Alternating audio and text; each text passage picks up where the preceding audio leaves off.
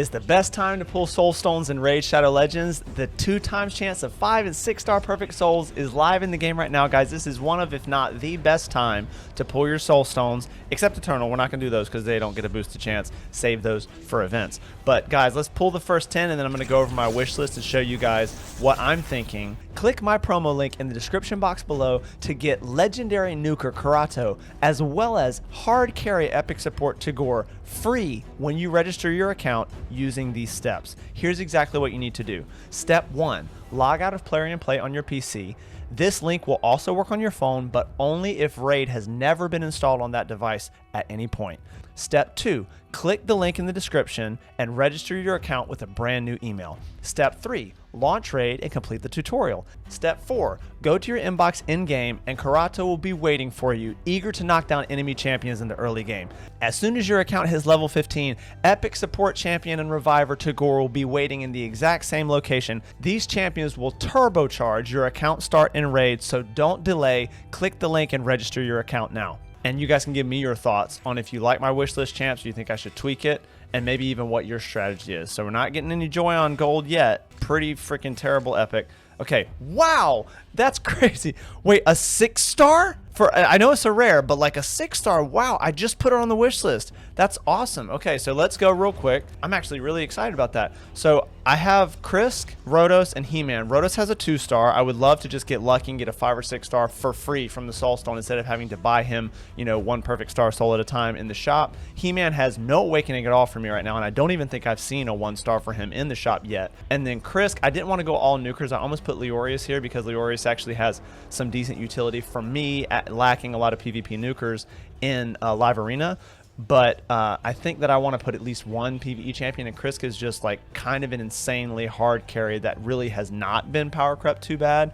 There's some super fancy legendaries out there, to be sure, that, you know, can kind of slot in for some of the stuff that he does, but he's just really, really good. Like, he's still in in-game Hydra teams for Nightmare difficulty, so I think he's a really good slot for me to choose a PvE champion and slot in here. Krisk is the go-to for me.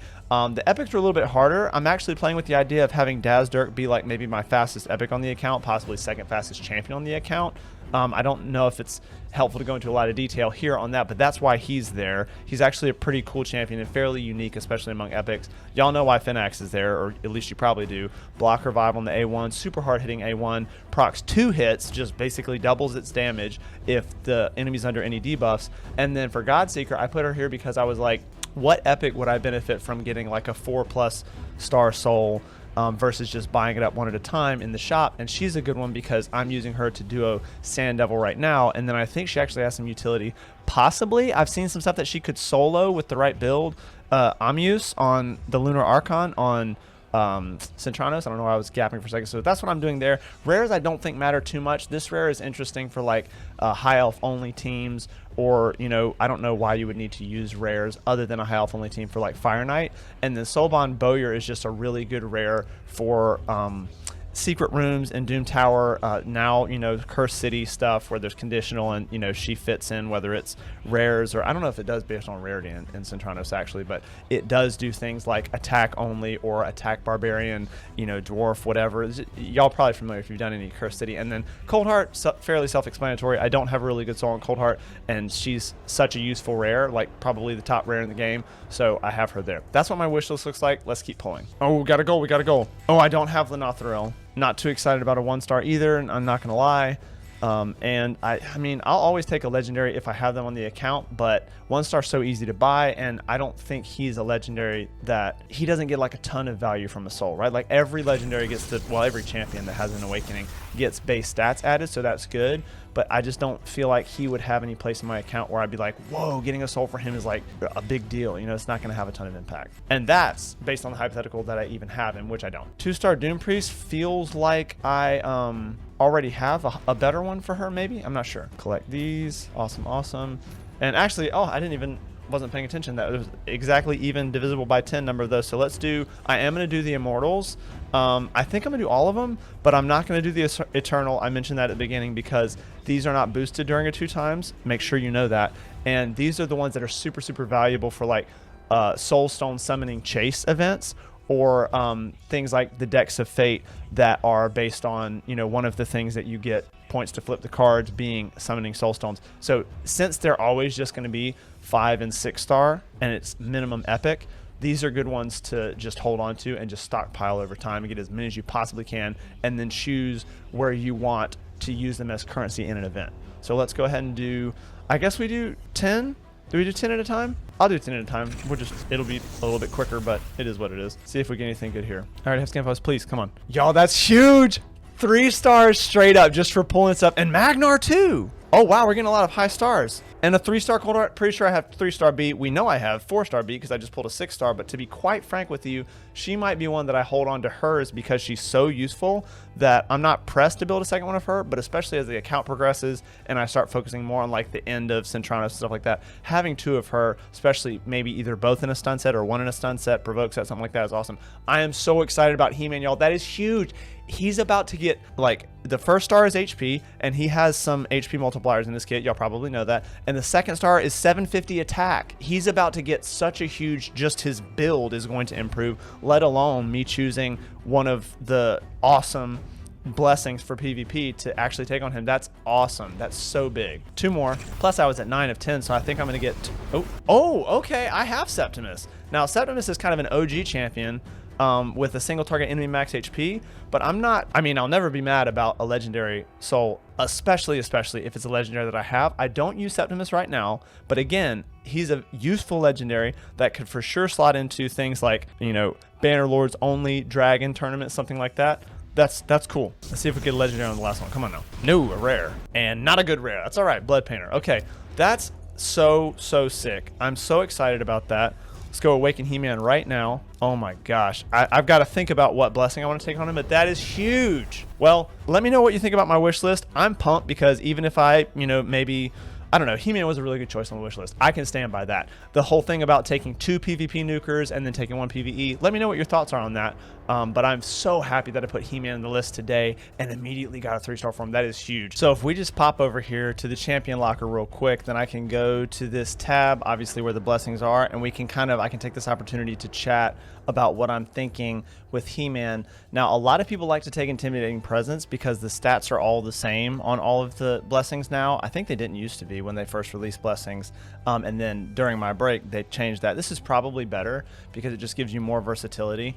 But this one, I don't like to take this one on a nuker. I like to take this one on support. I quite honestly don't love to take this one until really high stars anyway, just because like this is a 7.5% increase and it does lower theirs by 10%. So it definitely gives you a little bit of a spread if you think that they're going to go faster than you, where it kind of pushes them back. But Lightning Cage is another option that I take on a decent amount, or at least consider, for actually support depending on their kit and their role, or damage dealers. But for him, it really would kind of just protect buffs he got from someone else, and I have him built fast for me anyway, you know, fast.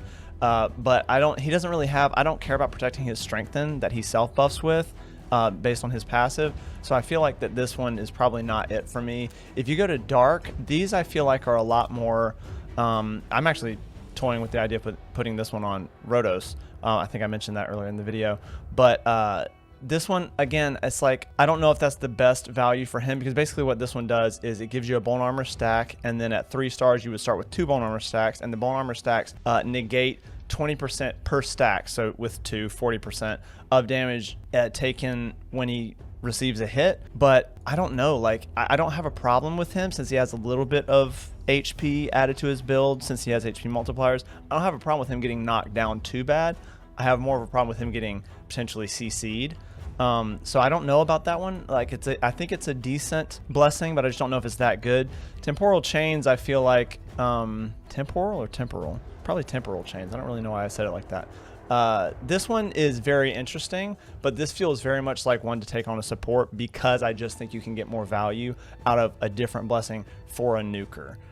So I'll skip over that. This is like a fairly good one. Just because it helps you finish the job if you leave somebody really, really low. I've actually had this proc a lot on people that only have a 1-star awakening, and it can be the difference when it procs, obviously, on that person getting finished off and dying, which they could be revived or whatever, but oftentimes it's the reviver that the nuker is having the most trouble with because they're the tankiest. So then this could potentially get you from no awakening or a different awakening, reviver barely survives, the battle goes on. You have this one, like I said, I've had it proc even at 1 star and go ahead and finish off that tanky reviver or support, and then the battle is suddenly skewed very much in your favor. So this is a good one. It also has this little part of it that's higher. How high is that? Yeah, that's 6 star, so I don't have that on He-Man, but it's cool to flirt with the idea, if you don't take polymorph at 6 star, which almost seems like an instant lock, that if you get to 6 star, you get all these stats added as far as your stat increase for the nuker, and then you get this thing where if somehow they survive, which usually they won't because of the fact that the Reaper that pops up will ignore defense as well as basically everything but unkillable. It just doesn't. Oh no, that's for a boss. I was gonna say it doesn't ignore damage reduction skills, but it literally. Okay, sorry. It says that it does ignore damage reduction skills, effects and buffs, as well as fully ignores defense. So there are some times, whether it's like swift parry or somebody brings an Emic, which is unusual, but that I've seen it in live arena, that the person would actually survive still. And if it's at 6 star, which we're not, but I'm just saying it's here, so I'm going over it. It'll actually true fear them, which is true fear is scary in live arena just because it's a 50%, you know, it's a literal coin flip that you lose the cooldown on the ability you're about to pop. So you have either the true fear does proc and they lose that ability as if they used it but no effect, no benefit, you know, to actually using the skill, or they decide I'm not going to risk it and they do some other move that then gives you one more turn from that champion of not dealing with whatever their money skill is, if that makes sense. So then you got polymorph. This needs accuracy. No accuracy on He-Man. So as good as polymorph is, especially at 3 star, that's a no. I don't even know that I would put, I don't know, like I'm playing with the idea. I need more 6 star awakenings before I really seriously consider this, because right now there's no point since I don't have any on nukers except Cupidus and he's too much PvE for me to want to do polymorph. This one works with no accuracy at 6 star, placing irresistible sheep debuff and add speed. I mean, they all add speed, but I just don't know if I can bring myself to put that on a nuker. Brimstone is a very, very good blessing, but it's a very PvE blessing. And while I'm sure many of you, depending on your account progression, could be using He-Man in PvE, I'm not really, and I'm definitely not really using him against bosses to the point where I want to take a PvE one. So I'm going to focus He-Man like as my top nuker for live arena and situations like maybe clan siege or things that are difficult PvP for me, where I'm kind of pushing the envelope for my account. And this blessing is not going to cut it for that. This is kind of just like weird if it's taken on somebody who goes in your PvP team. It's not an effect that's reliable enough or kind of powerful enough to actually be good in PvP in a lot of scenarios. This is interesting because of the fact that he has, I mean, it's interesting regardless, but he has a single target ignore stone skin. I took advantage of that in live arena earlier when I filmed a video on that.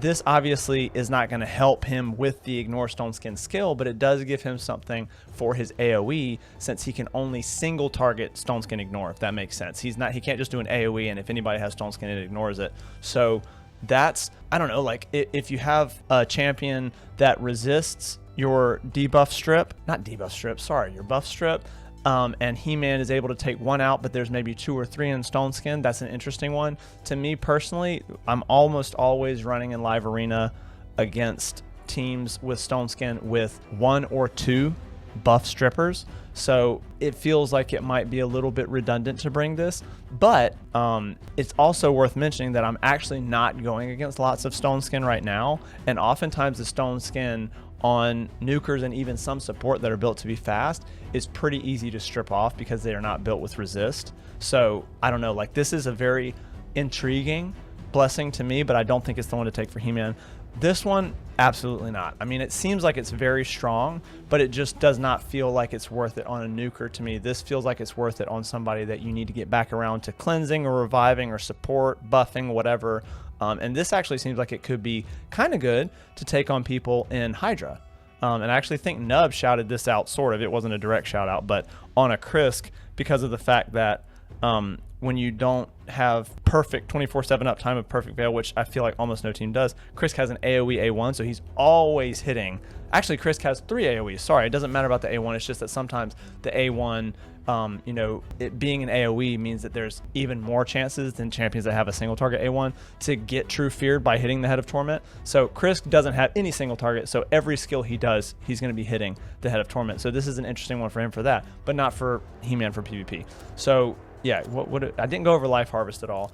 I don't really know why I skipped over it, but I think it's just because this is one where, again, this seems like that you want to try to take this on support that's on the team to maximize giving your nuker an effect with the blessing, not just the stats. But this seems like a pretty good one, especially for teams that are reliant on like double revive, which I get all the time in live arena. So I'm probably not going to take this on him. And this is cool too, because you have this turn meter thing is at mid awakening. So this is at, I guess it starts at 3. You know what? Now that I say that, I didn't know that it started at 3 with filling the champion's turn meter. That's interesting. I feel like that I want to think on this for a bit. So what's Soul Reap at 3? 8% seems pretty nice. That seems pretty nice. Life Harvest, then we got Chaos. We don't have anything for him. I'm not going to go with that. I don't want Ward of the Fallen or Temporal Chains, I don't think. So it's basically, I don't think Lightning Cage either. So it's one of these two. I don't know. Like, I'm really tempted. This one, tell me what you guys think. Which I think I'm going to like digest it for a sec versus just like picking it on the video, because then I'll use up, if I want to change it, I'll use up my free blessing swap. But I think it's going to be one of these two, like 99.9% is one of these two. And I'm leaning toward Life Harvest, which is funny because I was like probably not on him. And then I went and saw that this one actually is rare in the sense that it starts to give a really juicy extra effect at mid awakening, not at 5 or 6. A lot of them are just at 6. So this, if you were to get to 6-star, that's a huge boost when people are revived. That, I don't know, this is feeling really enticing now, because I'm thinking about the situations where he doesn't finish everyone off, because his AoE hits pretty good, and I usually have multiple buffs on the team, which increases his damage per his passive. Whenever they do revive, about the only issue he would have, especially if Kaimar's on the team giving him a reset on his A3 again, is not getting around his turn quick enough, or having some effect like fear or CC, you know, harder CC than fear, be placed on him, and then stuff starts to go haywire with him missing turns or whatever, if that makes sense. So giving him even just 10% turn meter when they're revived, because he's already built as one of the fastest nukers on my account, that's enticing. But anyway, let me know your thoughts on if you like these two as the top ones to choose for him and which one you would choose. Thank you so much for watching and sticking around to the end. I hope you do well with your Soulstone pulls, and I'll see you guys in the next raid video.